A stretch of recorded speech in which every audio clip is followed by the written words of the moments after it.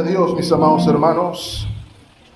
Espero que la calor que la hay no sea impedimento alguno para nuestro enfoque y concentración en su palabra, que sea ella nuestro refrigerio. Quisiera iniciar dándole la cordial bienvenida a nuestro hermano Ana Danilo, su familia. Teníamos rato no verte, varón. Gusto tenerte de vuelta. También queremos reconocer, como no lo pudimos hacer en la bienvenida, a nuestro hermano Joel Johnson y su hermosa familia que también nos acompañan este día del Señor. Damos las gracias a Dios por su privilegio de tenernos a todos aquí el día del Señor, en la casa de oración, el pueblo del Señor reunido, rindiéndole tributo a Él. Y es nuestra oración, tal como lo cantamos casi todos los domingos, que podamos recordar que sin importar quién está aquí arriba, quién está aquí hablando, la figura que importa solamente es la figura de nuestro Señor Jesucristo, y Él debe brillar desde todos los púlpitos, en todos los lugares del mundo. Y es lo que queremos hacer hoy. Si se dieron cuenta, mis amados hermanos, el pasaje que nos toca es uno de los que puede producir emociones encontradas. Y por eso quisiera que hagamos como siempre, rogarle al Señor que no permita que estos labios falibles sean impedimento alguno para su palabra infalible, y que también nos conceda ojos para ver y oídos para oír en Cristo Jesús. Y vamos a continuar nuestra travesía a lo largo del libro de Éxodo. Para los que se estaban aburriendo, ya estamos terminando. Estamos iniciando el capítulo 32 del texto. Nos faltan 9 para concluir el libro de Éxodo. Pero es innegable, mis amados hermanos, que el Señor habla a su pueblo a través de su palabra. En el capítulo 32, particularmente, se nos revela la violación, el ultraje del pacto que acababa de ser ratificado más o menos 40 días antes de lo que vamos a leer el día de hoy. Y vamos a observar a partir del capítulo 32 el pacto ultrajado, y cuando lleguemos por allá al capítulo 34 vamos a ver el pacto renovado, no por qué buenos son los israelitas, sino por la gracia y la misericordia de Dios. Ahora, hermanos, este pasaje por lo general lo tendemos a leer de una manera condenatoria. Lo vemos ajeno a nosotros, lo vemos algo fuera de nosotros. Cuando leemos este pasaje, nuestra inclinación natural tiende a hacer algo como esto. Es increíble. ¿Cómo es posible que estas personas hicieran algo así? Esto es muy triste y lamentable. Algunos probablemente irán más allá y dirán: es increíble que esta gente sea tan tonta. Y algunos digamos: es increíble que esta gente sea tan estúpida de hacer semejante cosa que se lee en nuestro texto o lo que acabamos de leer hace un momento. Sin embargo, mis amados hermanos, aun cuando usted y yo pudiéramos considerar alguna de estas reacciones como legítimas, la realidad es que si lo vemos así, no vamos a poder apreciar el mensaje y su aplicación para la iglesia hoy.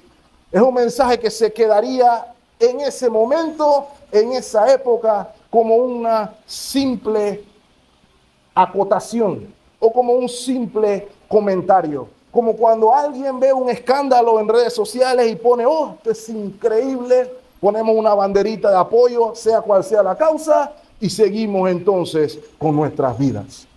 Sin embargo, hermano, la palabra de Dios no debemos verla de esta manera, sino que debemos verlo como lo ven los escritores y los autores bíblicos. Por ejemplo, acompáñenme a Primera de Corintios, capítulo 10, y vamos a poder observar por qué este evento está aquí. Este evento tiene una razón particular. Primera de Corintios capítulo 10, y quiero que lea conmigo el versículo 7. Y quiero que versículo 6 primero. Y antes de que lo leamos, quisiera que note que Pablo aquí está haciendo referencia precisamente al grupo de personas de las que estamos leyendo. Versículo 6. Mas estas cosas sucedieron como ejemplos para quienes, para nosotros, para que no codiciemos cosas malas como ellos codiciaron. ¿Quiénes ellos? Los israelitas, que el hermano Ricardo leyó con nosotros a su momento. Y el énfasis quisiera que lo hiciéramos en el versículo 7. Ni seáis idólatras como algunos de ellos, según está escrito, se sentó el pueblo a comer y a beber y se levantó a jugar. Esta es precisamente una cita del apóstol Pablo al versículo 6 de nuestro texto. Y es una advertencia a la iglesia de Corinto, hermanos, siglos después de este evento. Lea conmigo también el versículo 11, 1 Corintios 10, 11. Y estas cosas les acontecieron como ejemplo y están escritas para amonestarnos a nosotros, a quienes han alcanzado los fines de los siglos. Y eso lo incluye, mi amado hermano, tanto a usted como a mí.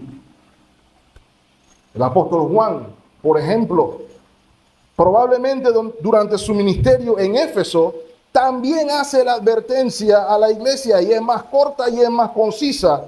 Y la voy a leer. Primera de Juan 5:21 dice sencillamente, hijitos, miren el cariño del apóstol Juan, hijitos, guardaos de los ídolos. Amén. Gracias, varón.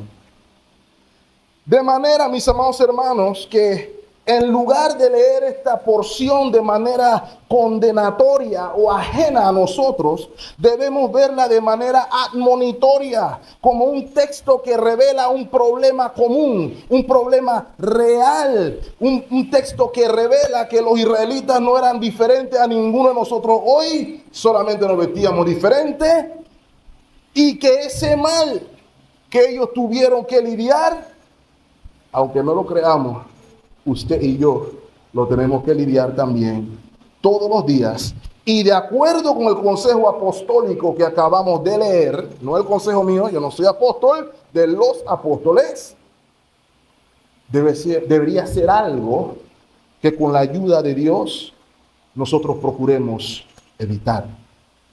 Lo que vamos a ver aquí, mis amados hermanos, en este texto es que el olvidar a Dios conduce a una espiral decadente que termina siempre en pecado. Y hermanos, cuando hablo de olvidar, no me estoy refiriendo a olvidar en términos pasivos, como que si me acuerdo de la última licencia de conducir que vi del carro que estaba delante de mí. Me refiero más bien en un término activo, un término positivo. Me refiero a tener en mente o evitar dejar de tener presente algo que estoy obligado a tener presente o en consideración. Quiero darle un ejemplo. Con su seguridad, usted no juega. Usted siempre tiene en cuenta su seguridad. Antes de cruzar cualquier calle, usted toma en consideración mirar a la derecha y a la izquierda. Nadie dice, ups, se me olvidó mirar antes de cruzar la calle. Y la razón por la que hacemos eso es porque no mirar antes de cruzar la calle puede ser fatal. Es en ese sentido que vemos peligroso el olvidarnos de Dios, dejar de tener en cuenta o en consideración quién es Dios. De hecho, lo que hace la palabra aquí, mis amados hermanos, es advertirnos a todos de lo fácil que es, en justificación de nuestras circunstancias, dejar de tener en cuenta a Dios y ver también las consecuencias de hacerlo. Es por eso que titulé el mensaje de esta mañana, una advertencia contra la idolatría. Y hay particularmente dos cosas que quiero que observemos en este corto texto. La primera es que observemos la autojustificación del pueblo. Y la segunda es que observemos las cosas que el pueblo olvidó, si es que vamos entonces a obedecer la instrucción apostólica. Sin más preámbulo, hermano, quisiera que podamos ver cómo las circunstancias en las que estaba el pueblo fueron el motivo de justificación para olvidar a Dios. ¿Cuál fue la autojustificación del pueblo? La observamos brevemente en la primera parte del versículo 1. Viendo el pueblo que Moisés tardaba en descender, ¿de dónde, hermanos? Del monte. La primera parte del versículo 1 nos revela que la justificación de una parte del pueblo para ser protagonista de esta historia tan lamentable que todos conocemos es el hecho de que Moisés se estaba demorando para ellos demasiado en el monte.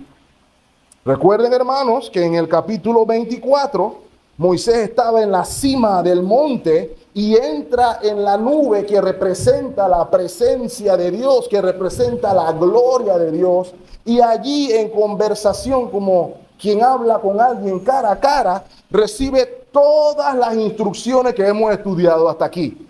Desde las instrucciones de la construcción del tabernáculo, del sacerdocio. De hecho, se nombra o se elige en ese concilio a el hermano de Moisés, Aarón, como sumo sacerdote del pueblo de Israel. Se dan las instrucciones de los sacrificios, etcétera, etcétera, etcétera. Todo esto con el propósito, mis amados hermanos, de que se estableciera la morada de Dios en medio del pueblo de Dios. Y nunca se olviden, hermanos, la premisa del libro de Éxodo. ¿Cuál es el punto de nuestra redención? Comunión con Dios. Sin embargo, mis amados hermanos, ese tiempo en el monte no fue de un día, ni dos, ni tres. Ese tiempo fue de 40 días. Y por 40 días la gente salía a ver si bajaba Moisés, a ver qué era lo que iba a decir. Y mientras avanzaban los días, las personas entre el pueblo se fueron impacientando. Algunos inclusive comenzaron a especular. ¿Qué le habrá pasado a Moisés allá arriba? ¿Será que el Señor lo consumió por allá arriba? No sabemos qué ha sido de Moisés. Miren lo que dice la última parte del versículo 1.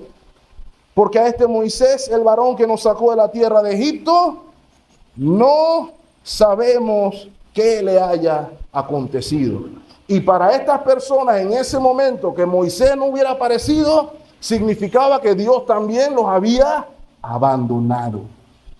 Y mis amados hermanos, esto que yo les acabo de decir es la justificación y el argumento que estas personas utilizaron para hacer lo que todos conocemos.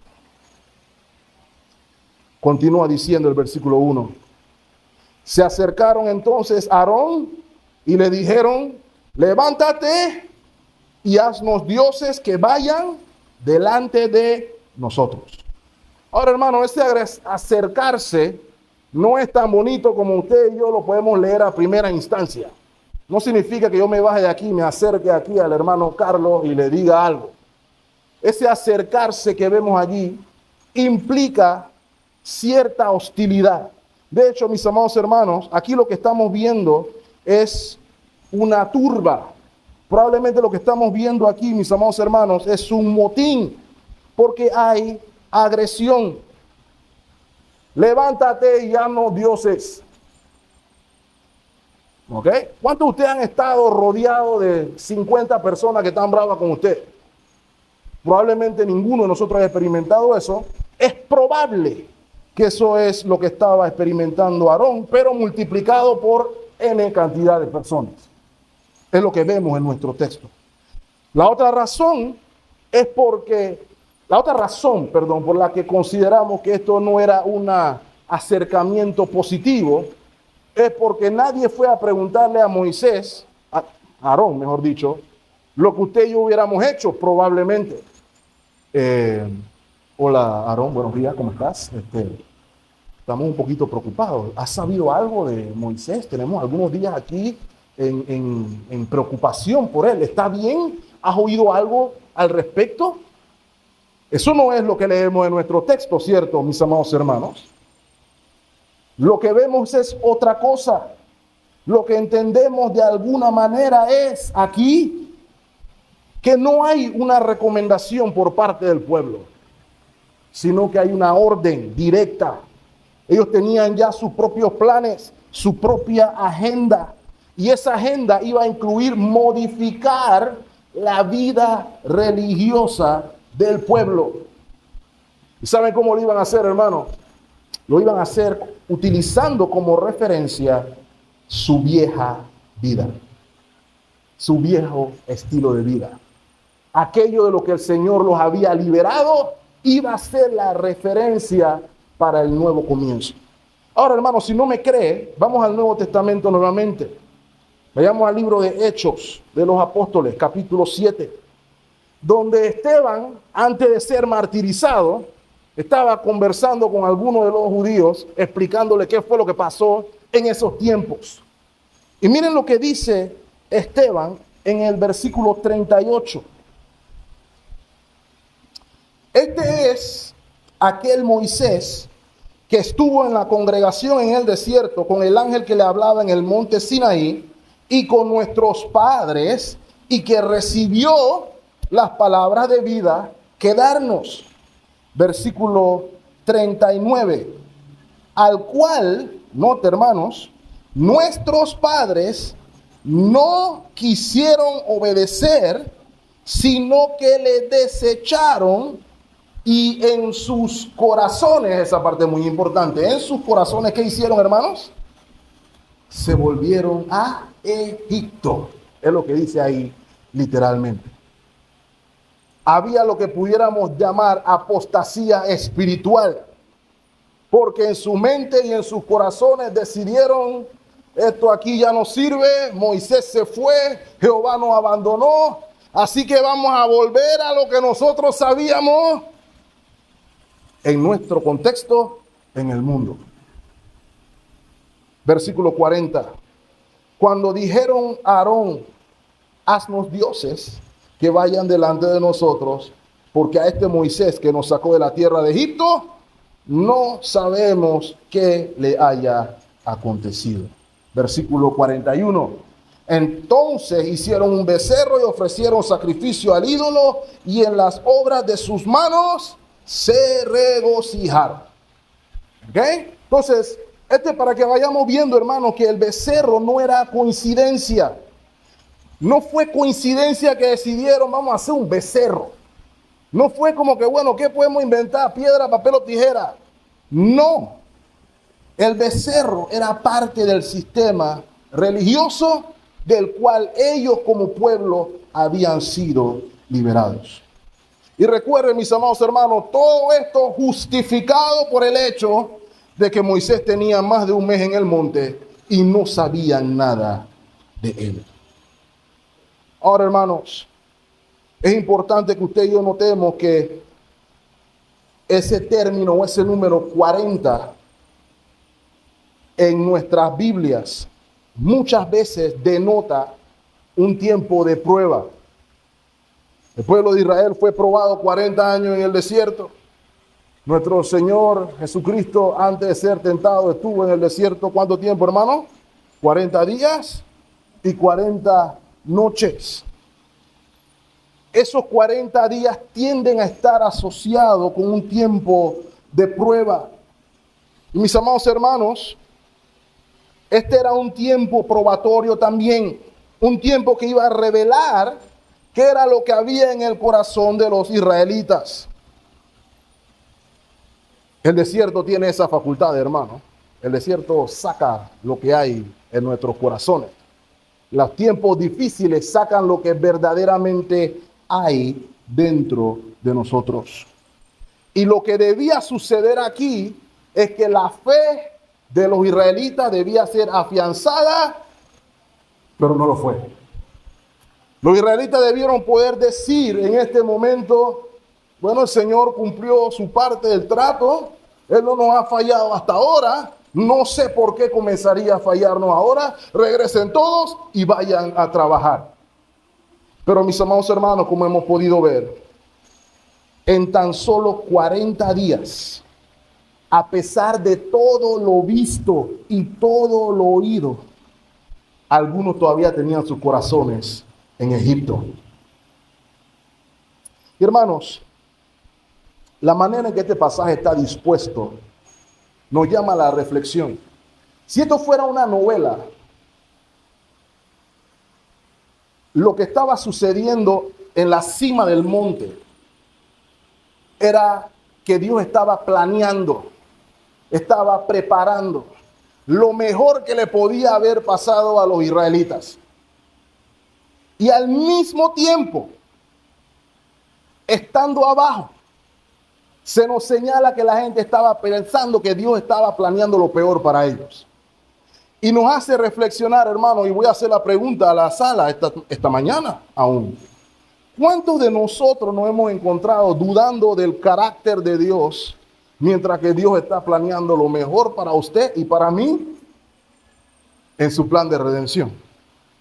¿Cuántos de nosotros nos hemos encontrado cuestionando nuestras circunstancias cuando al mismo tiempo Dios está obrando en su favor y el mío? De eso es lo que estamos hablando aquí. Por esta razón, mis amados hermanos, existe aquí en nuestro texto el versículo 2. Y permítanme añadir, hermano, que el versículo 2 es también la razón por la cual usted y yo, principalmente ustedes, tienen que orar por sus líderes todos los días. El versículo 2 lo ratifica, hermano. Si usted no ora por sus líderes, espero que lo que vayamos a leer aquí sea una exhortación para que comience a hacerlo todo el tiempo. Mire lo que dice el versículo 2, porque vamos a ver cómo la autojustificación del pueblo reveló la debilidad del líder. Versículo 2. Y Aarón les dijo: apartad los zarcillos de oro que están en las orejas de vuestras mujeres, de vuestros hijos y de vuestras hijas, y traédmelo. Ahora, hermanos, no requiere un alto nivel de exégesis para observar que Aarón pudo haber hecho muchas cosas en ese momento. Muchas. Aarón pudo haber exhortado al pueblo a calmarse y confiar en el Señor. Hermano, relájense. Señor reina, tranquilo, vamos firme y adelante, huestes de la fe, sin temor alguno. El Señor nos ve. Pero esa no fue la opción que tomó Aarón. Aarón pudo haber involucrado a los ancianos que estaban establecidos, que eran líderes entre el pueblo, para que lo ayudaran o para que lo aconsejaran en qué vamos a hacer para tratar de ayudar a la gente, cómo vamos a edificar a la gente. Tampoco hizo eso. Pudo haberles dicho: escuchen, yo no voy a hacer nada de lo que ustedes me están pidiendo y pónganse como quieran. Hasta eso hubiera sido preferible. Sin embargo, Aarón optó por la peor opción de todas. Terminó cediendo a las demandas y formando parte del asunto abominable para Dios, aún a sabiendas de que estaba mal hecho. Y mis amados hermanos, Dios nos guarde a quienes el Señor ha llamado a alguna posición de liderazgo a ceder ante la presión de hacer lo que el Señor no le agrada. Porque es un problema severo, hermano. Y aprovecho en humildad y amor, hermano, que si en alguna ocasión nos encontramos en una disyuntiva de tal manera, hermano, vayan haciéndome mi recibo de despido y yo cruzaré la puerta dándole las gracias a todos. Porque, hermano, debemos todos reconocer que es necesario obedecer a Dios antes que a los hombres, sin importar cuál sea la presión a la que estemos sometidos, aun cuando la presión pueda ser real. Y ahora, hermano, tampoco aplica exclusivamente para los líderes, porque esta premisa aplica en todos los ámbitos de la vida, ¿cierto? Ya sea que usted esté en el ámbito laboral, en el ámbito escolar, en el ámbito educativo, en el que usted quiera. Usted está llamado a obedecer a Dios donde sea que usted esté, aunque todo el mundo le diga que no. Porque es necesario obedecer a Dios antes que a los hombres. Imagínense a los apóstoles en el primer siglo cuando los príncipes y los reyes decían, hey, no se te ocurra volver a mencionar el nombre de Jesús o atenta a las consecuencias. Es necesario obedecer a Dios antes que a los hombres. No obstante, la autojustificación del pueblo revela aquí la debilidad del líder. Lo más grave que revela la autojustificación del pueblo, mis amados hermanos, mientras avanzamos, es que los israelitas afloraron lo que ellos realmente querían, una religión bajo sus propios términos. Versículo 3. Entonces todo el pueblo apartó los zarcillos de oro que tenían en sus orejas y los trajeron a Aarón. ¿Lo ven ahí? Versículo 4. Y él los tomó de las manos de ellos y le dio forma con burí, le hizo de ellos un becerro de fundición. Ese es el animal que se sabía Aarón. Entonces dijeron, noten sus palabras, hicieron sonido de bocina. Israel, estos son tus dioses que te sacaron de la tierra de Egipto. Noten, mis amados hermanos, que ellos no solamente querían un líder nuevo, sino que querían también dioses nuevos que fueran delante de ellos, que los llevaran, porque ya Jehová los había abandonado. Necesitamos un Dios que vaya delante de nosotros. Ahora, hermano, quiero recordarle que esta petición fue plural. Haznos dioses. Algunas traducciones dirán por ahí, haznos un Dios. Y lo hacen debido al hecho de que Aarón hizo un solo ídolo. Sin embargo, mis amados hermanos, yo quisiera que ustedes recuerden conmigo que el sistema donde vienen los israelitas es un sistema donde hay varios dioses, hay un panteón de dioses. También debemos recordar que a lo largo de su historia, los israelitas adoraron varios dioses. Adoraron en un tiempo a Baal, adoraron en un tiempo a Sera, adoraron en algún tiempo a varios a la vez. Pregúntale cómo le fue a Salomón, por ejemplo. Todo esto es indicativo de que ellos estaban formalmente violando el pacto donde Dios se había proclamado como el único Dios verdadero y ellos dijeron, haznos dioses. Es lo que vemos aquí. Pero puede que usted diga, no, espérese, pastor, espérese. En el versículo 5 se dice que eso no es otro Dios, que ese es Jehová. Y voy a pedirle que lea conmigo el versículo 5 mientras avanzamos ahí, hermanos, y vamos a un punto. Y viendo esto, Aarón edificó un altar delante del becerro y pregonó a Aarón y dijo, mañana será fiesta para Jehová. Ahora, hermanos, la palabra o la frase clave para mí aquí es, y viendo esto, Aarón. Esta distinción no la hace el pueblo. Esta distinción la está haciendo Aarón. Y da la impresión de que Aarón estaba tratando de amansar las aguas. Aarón se había dado cuenta que esto se había salido de mano y se había salido de control. Y trató de decir, pero espérense, acuérdense que aquí es Jehová, vamos a hacer la fiesta para el Señor. Jehová. Porque probablemente ellos estaban pensando en Apis, allá en Egipto. Y probablemente estaban pensando, ¿quién quita? En el futuro agregamos un par más. Pero es importante que usted y yo notemos algo, hermanos. Aquí se está violando el pacto de Dios con su pueblo. 40 días después de ratificado. Y mis amados hermanos, algunos teólogos se debaten hoy cuántos mandamientos se violaron en este caso. Algunos dicen que nada más se violó un mandamiento, el segundo, porque la imagen le pusieron de nombre Jehová. El otro grupo dice que se violaron 2 mandamientos, tanto el primero como el segundo. Y yo, sin ser nadie, mis amados hermanos, me encuentro en este segundo y último grupo. Y hermanos, noten que no solamente querían dioses nuevos, sino que hay un agravante. Querían un Dios nuevo o dioses nuevos conforme a sus términos, no a los términos del Dios verdadero. Eso de que Dios es invisible y sin cuerpo, esa es una inconveniencia para nosotros. Cuando ese Señor no se ve, yo no puedo saber si Él me está poniendo atención o me está ignorando. Yo necesito un Dios que se pueda ver, que se pueda palpar. Yo quiero la concreta de nuestros términos. Lo que dicen que su Dios es el dinero, lo dicen porque el dinero se toca, se palpa. Aquí está el billete, la concreta. Así actúan algunos hoy. Y así estaban hablando los israelitas en ese momento. Querían algo que se pudiera ver y tocar.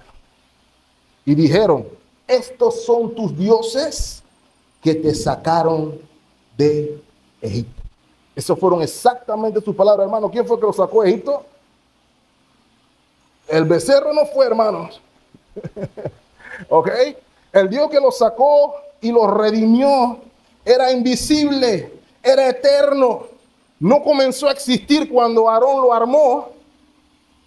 Y para terminar de fregar, mis amados hermanos, el Dios que lo redimió no era un inútil como el que acabaron de construir. ¿Saben por qué, hermano? Porque cuando Moisés baja del monte, hermano, Moisés era un señor de más de 80 años. Él llegó y vio esa cuestión y dijo, ¿tú sabes qué? Abajo con eso, y destruyó al Dios ese y no se pudo hacer nada para defenderse ese Dios falso. ¿Sabe por qué, mis amados hermanos? Porque ese no era Jehová y ese no era el único Dios verdadero. Era un Dios conforme a sus términos. Y algunos de nosotros estamos cómodos adorando a un Dios conforme a nuestros términos. Y hermano, permítame decirle que eso no es diferente a lo que estaban haciendo los israelitas aquí. Eso se llama a sí mismo idolatría. Y hermano, no termina ahí. No solo querían un Dios conforme a sus términos, sino que querían un Dios conforme a sus pasiones. A sus pasiones. ¿A qué me refiero? Conforme a sus pasiones. Conforme al sistema de donde vinieron, conforme a su deleite, conforme a su placer. ¿Dónde lo vemos? Vayamos al verso 6, mis amados hermanos. Éxodo 32, 6. Y al día siguiente madrugaron. Miren ustedes, se pararon temprano, hermano. Oh, devoción absoluta. Y ofrecieron holocaustos y presentaron ofrendas de paz. Y se sentó el pueblo a comer y a beber y se levantó a regocijarse. Ahora, hermanos, a primera vista ahí no parece que pasó gran cosa, ¿cierto? Nosotros ayer comimos bastante, bebimos bastante, ¿cierto? Y nos regocijamos bastante. ¿Cuál es el problema? Bueno, hermano, que el regocijo de nosotros ayer no era este regocijo que usted está leyendo aquí. Mis amados hermanos, la palabra que usted ve allí traducida, regocijarse, la forma en que ese verbo aparece, inclusive conlleva connotaciones sexuales. Los israelitas estaban celebrando al estilo del mundo. Estaban adorando a Dios en su opinión como el mundo lo adora. Aun cuando estaban teniendo durante ese momento pedacitos de lo que era la adoración normal a Jehová. Mis amados hermanos, los israelitas decían que estaban adorando a Dios, pero no todo esto era para Dios. Todo eso era para ellos y para sus pasiones. Mis amados hermanos, en estos días vi, hace pocos días, en Estados Unidos se está dando el Congreso Republicano y por historia los republicanos se han considerado una mayoría cristiana, pero ya no lo son. Y en el evento donde se encuentran, hermanos, le pidieron a alguien que orara para clausurar una de las convenciones.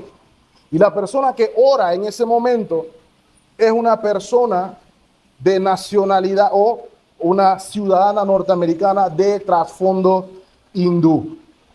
Y esta persona es de esta rama del hinduismo o de la religión que es monoteísta.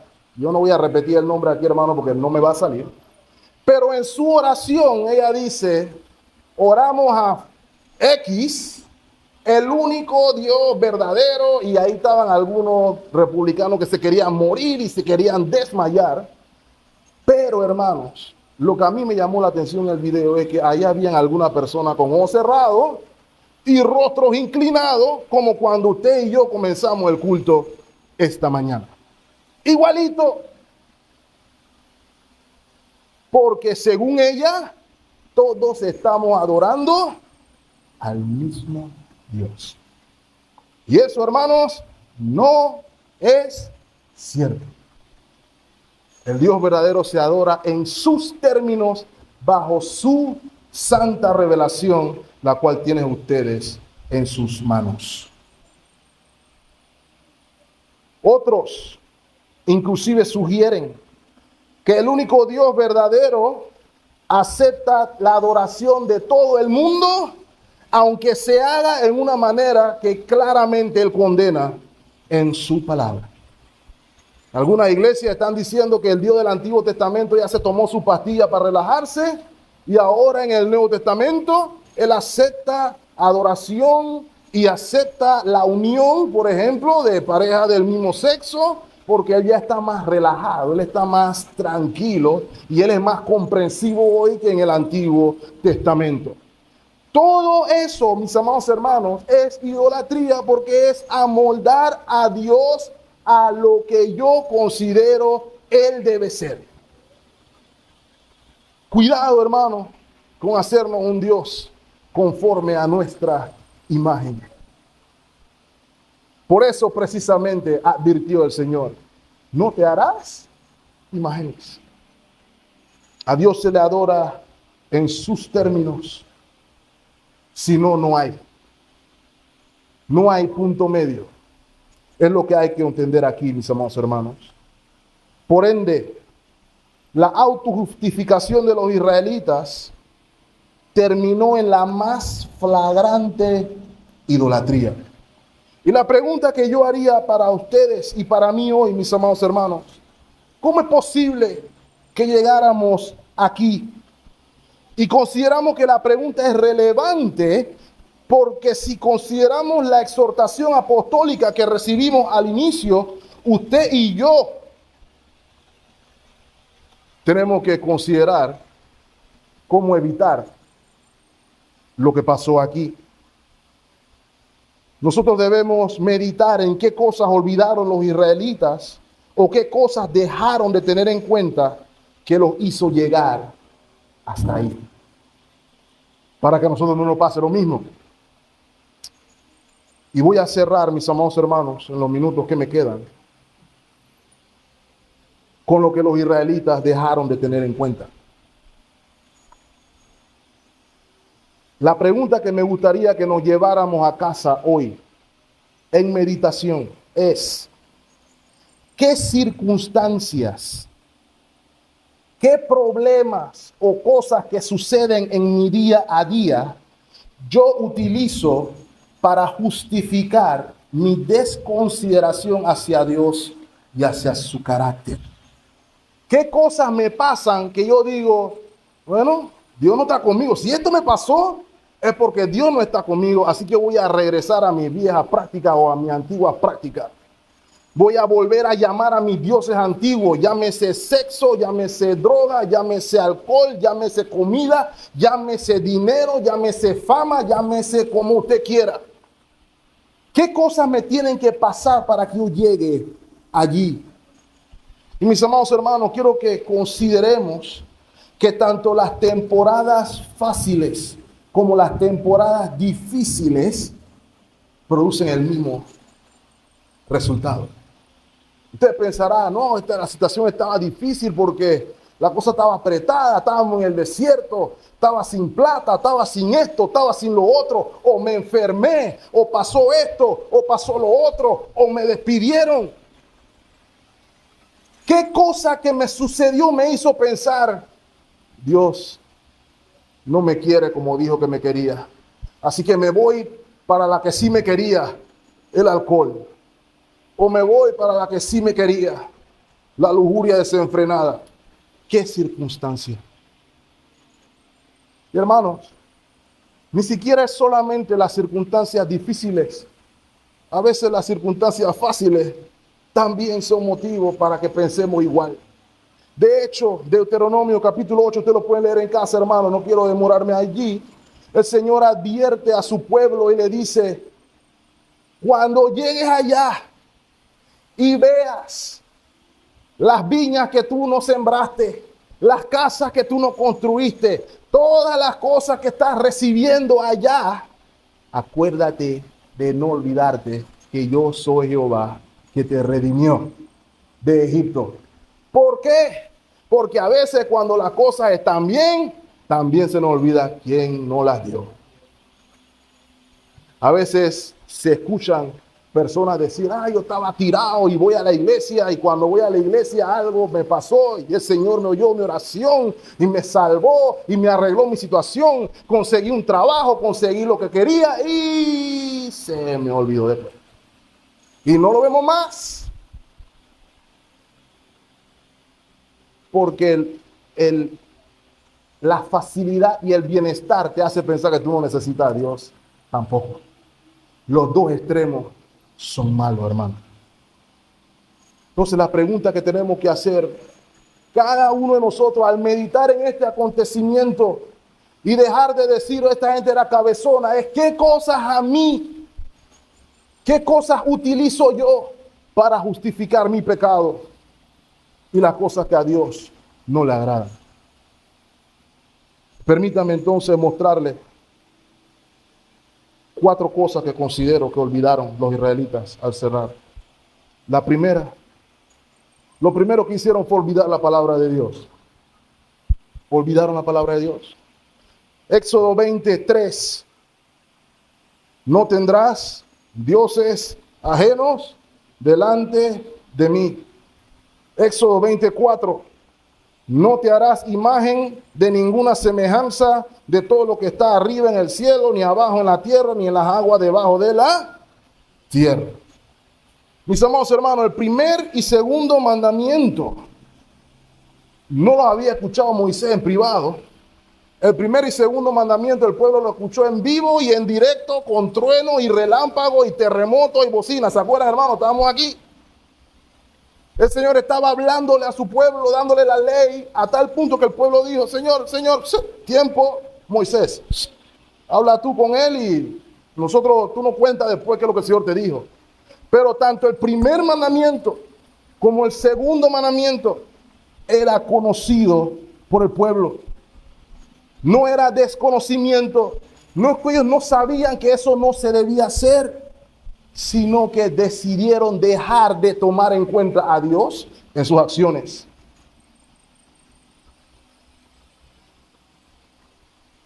Decidieron abandonar el hecho de que Dios, como mayor bien, como único Dios verdadero, quien es su único redentor y su único salvador, es el único digno de ser adorado. Y mis amados hermanos, puede que usted diga, yo no tengo ninguna imagen de nada en mi casa. No hay foto ni de mi mamá en la casa. Pero no es de eso que está hablando el texto para usted y para mí, hermano. Puede que usted no lo comprenda, pero la realidad aquí es que un ídolo es cualquier cosa que usted ponga en lugar de Dios. No se refiere a una foto, no se refiere a una imagen. Esa es la máxima degradación de eso, pero yo puedo hacer un ídolo de cualquier cosa. Decía Juan Calvino que los hombres somos fábrica de ídolos. Y así es. Algunos idolatramos la plata, como ya mencioné.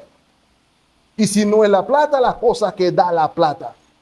Algunos nosotros estamos dispuestos a besar la cara de George Washington y de Benjamin Franklin en una hoja de papel por lo que pensamos que nos va a dar. Algunos de nosotros nos sentimos seguros. Ya lo he dicho, hermano, cuando nuestra cuenta bancaria tiene 4, 5, 6, 0, usted va bendecido y en victoria, ¿cierto? Pero ¿qué pasa cuando nada más hay 2 ceros? ¿O qué pasa nada más cuando hay un 0? ¿Se siente bendecido y en victoria? ¿O ya Jehová se olvidó de usted? Es lo que estamos tratando de pensar aquí. Por eso, hermanos, haríamos bien en recordar la exhortación del salmista, Salmo 119, 11. En mi corazón he guardado mis dichos, tus dichos, para no pecar contra ti. Esa es la recomendación, hermano. Mi pregunta es, ¿qué lugar ocupa la palabra de Dios en nuestras vidas? ¿Es un instrumento o un accesorio dominical? ¿O es como cuando cantábamos en escuela bíblica de vacaciones, Santa Biblia, para mí eres un tesoro aquí? Es un tesoro, mis amados hermanos. Lo primero que olvidaron fue la palabra de Dios. Créame, hermano, si usted se olvida la palabra de Dios, tarde o temprano, va a caer en ese ciclo decadente que termina en pecado. No solamente olvidaron la palabra de Dios, sino que también olvidaron sus propias palabras. Acompáñenme a Éxodo capítulo 24, versículo 3. Éxodo 24, 3 dice: y Moisés vino y contó al pueblo todas las palabras de Jehová y todas las leyes. Y note lo que sigue diciendo. Y todo el pueblo respondió a una voz y dijo: haremos algunas. Eso es lo que dice ahí. Haremos todas las palabras que Jehová ha dicho. Ahí mismo, hermano, versículo 7, Éxodo 24. Y tomó el libro del pacto y lo leyó a oídos del pueblo, el cual dijo, ¿qué dijo el pueblo, hermanos?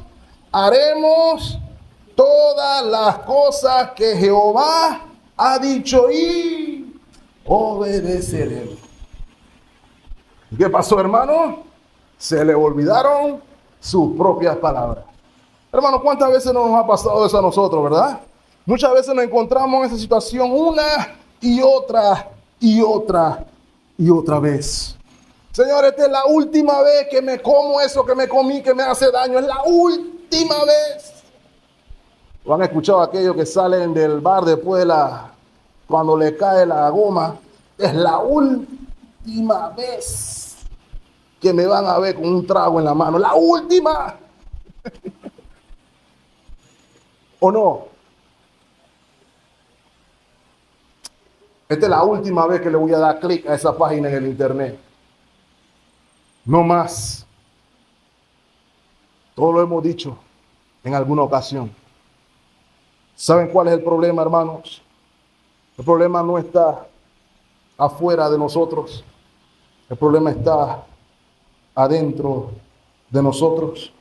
El problema es que el corazón de los israelitas todavía estaba parcialmente en Egipto. Y cuando muchos de nosotros quedamos haciendo lo que dijimos que no vamos a hacer, es porque nuestros corazones puede que estén aún añorando Egipto. Para lo cual, mis amados hermanos, solamente hay dos soluciones. La primera, hay que reconocer al ídolo que tenemos en nuestro corazón, cualquiera que sea. Tenemos que dejar de estar echándole la culpa a los demonios de todos nuestros problemas y reconocer, este es un ídolo mío. No es un demonio, hermanos, sino que yo adoro eso que no quiero soltar. Lo adoro de alguna manera u otra. Y lo más saludable que podemos decir es, Señor, reconozco que te he fallado. Y luego de reconocer el ídolo, hay que hacer lo mismo que va a hacer Moisés la próxima semana. Hay que conscientemente destruir el ídolo. Desde la perspectiva puritana, ese ídolo, mis amados hermanos, debe ser intencionalmente, conscientemente mortificado. No nos gusta escuchar mucho la doctrina de la mortificación del pecado, porque es más fácil echarle la culpa a alguien más de mi pecado. Mi circunstancia, mi papá era así, mi mamá era así, por eso yo hago esto y por eso yo hago lo otro. Eso no es lo que enseña la Escritura. De hecho, ese no es el principio que aprecia el Señor cuando baja Moisés del monte, hermano. El principio es, hay que destruir los ídolos. Mortifiquemos nuestro pecado. No es nuestra fuerza, mis amados hermanos, porque eso es imposible, pero el Señor nos empodera con el Espíritu Santo y los medios de gracia para poder mortificar el pecado. Y me disculpan, hermano, tengo que mencionarlo así, que este tema es tan real. A veces nos preguntamos por qué andamos viviendo en derrota. A veces nos preguntamos por qué no estamos en victoria. Primero, no siempre va a haber victoria, eso es así. Pero lo segundo es, puede ser que la pregunta la estemos haciendo mal. Puede ser que la pregunta sea realmente, ¿qué tanto estoy utilizando yo el poder del Espíritu y los medios de gracia dados por Dios en mi lucha diaria con el pecado? Y probablemente allí encontraremos una respuesta más satisfactoria, como que el diablo me hizo hacerlo. ¿Cuántas veces tomamos a la ligera el estar aquí en la casa del Señor el día del Señor? Lo hablamos la semana pasada. No pasa nada si yo no voy hoy. No pasa nada si yo no voy mañana. No pasa nada si voy pasado. Hermanos, sí pasa. Estamos dejando de alimentarnos de la gracia que Dios otorga a sus siervos todos los días de Dios. No pasa nada si yo no oro hoy. No pasa nada si no oro mañana. Estaba cansado, tenía sueño. Hermanos, ustedes saben que hay personas que lo llegaron a entender. Martín Lutero, por ejemplo, leí que él no podía hacer nada, hermano, si no oraba 2 horas antes. El hermano Eugene está diciendo que tiene que orar 2 horas antes. No, quiero que entendamos el principio. El hermano sabía que él no funciona si no busca de Dios. Y nosotros estamos aquí como que tengo un mes que no oro. Mi Biblia está cogiendo polvo y estoy esperando al diablo. Ven, diablo, vamos. Porque así hablamos en la calle. Vamos a tener guerra espiritual. Hermano, esta es la verdadera guerra espiritual. La mortificación de nuestra carne y de nuestro pecado para no andar haciéndonos ídolos por ahí. Lo digo en amor, hermano. Tercero, olvidaron el carácter divino de Dios. Nota, hermano, primero cómo hablaron de Moisés. Este Moisés que nos sacó de Egipto, yo no sé dónde está.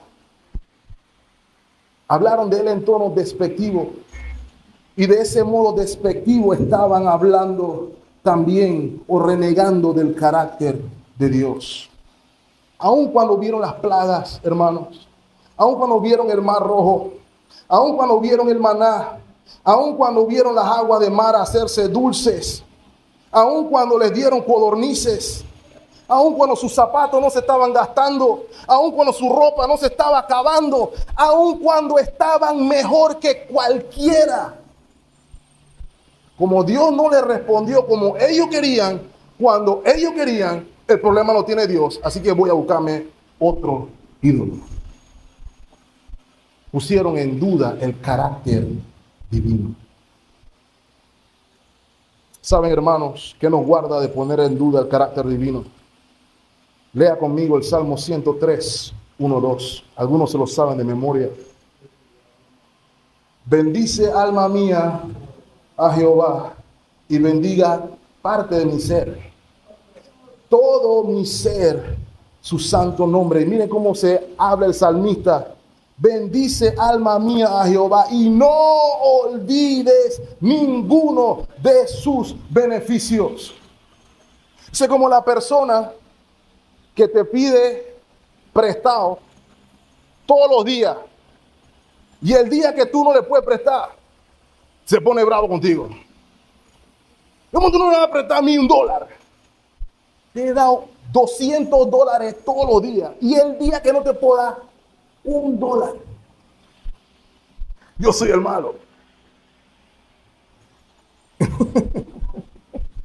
Eso es lo que estaban haciendo los israelitas aquí, mis amados hermanos. Tú me diste maná, sí, pero eso fue ayer. Hoy, resuélveme hoy. Hermano, nosotros no somos nadie para hablarle a Dios así. Y créanme que ninguno de los dioses que usted tenía en Egipto podían resolverle tampoco. ¿Ok? Nunca olvidemos el carácter de Dios. Mis amados hermanos, la médula de todo esto, lo que nos guarda a todos aquí, que lo que nosotros tenemos que hacer es poner nuestra mirada en Cristo.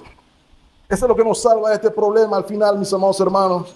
El que es el autor y consumador de nuestra fe, quien nos salvó cuando estábamos muertos en nuestros delitos y nuestros pecados. Que consideremos a aquel quien nos bendice, quien provee y, hermanos, sobre todas las cosas nos ama con un amor que ni usted ni yo merecíamos. Que vela por nuestro bienestar espiritual, nuestro bienestar íntegro.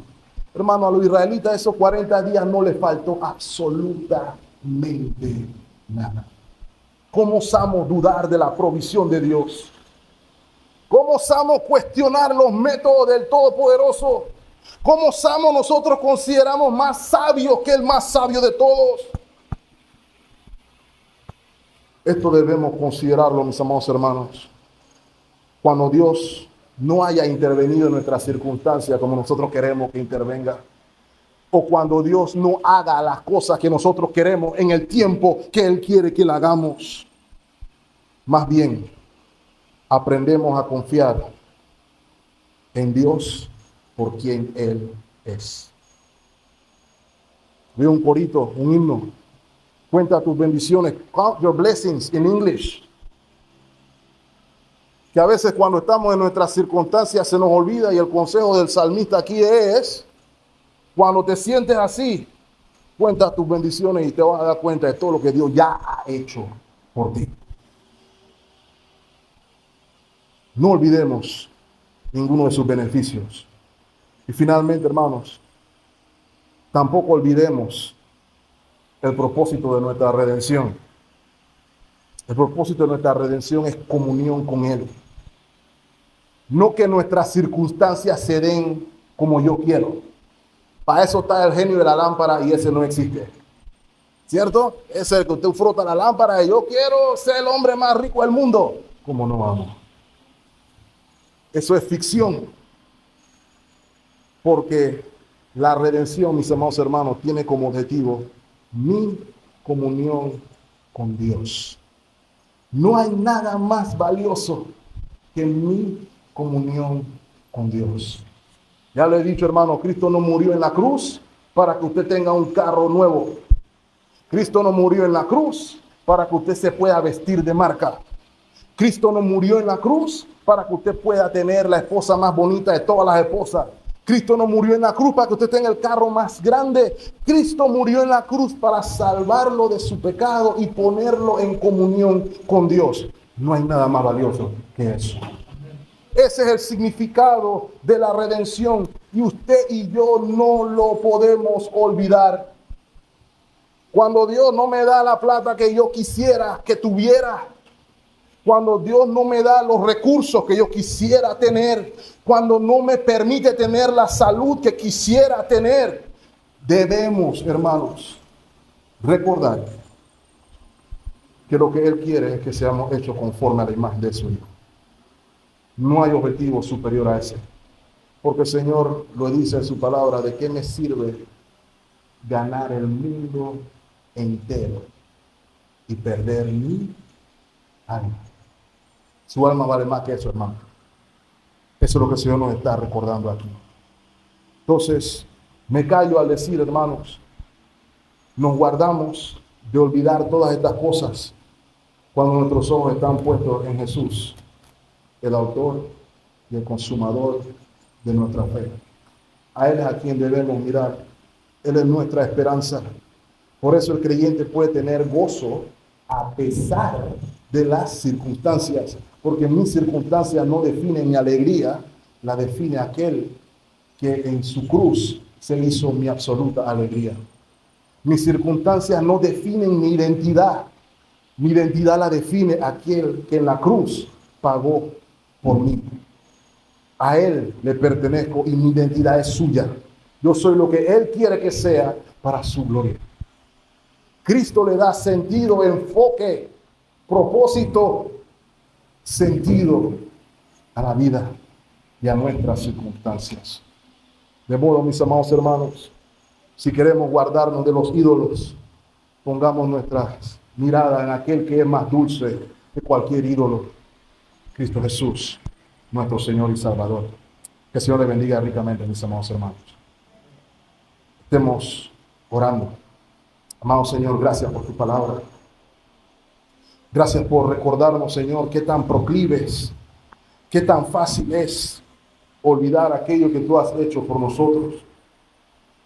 Olvidar lo que significa tu redención.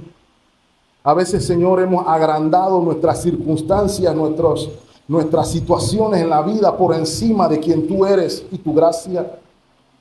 Permítenos, Señor, enfocarnos en Cristo, quien es nuestro faro, quien es nuestra guía.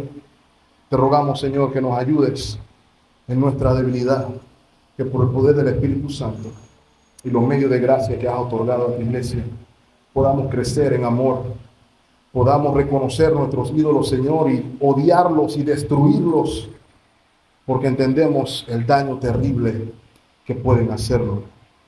Y apenas lo comenzamos a ver, apenas lo comenzamos a probar en este incidente, te rogamos, Señor, que nos ayudes a verlo aún con mayor claridad. Es en Cristo Jesús que pedimos todas estas cosas. Y el pueblo de Dios dice, amén.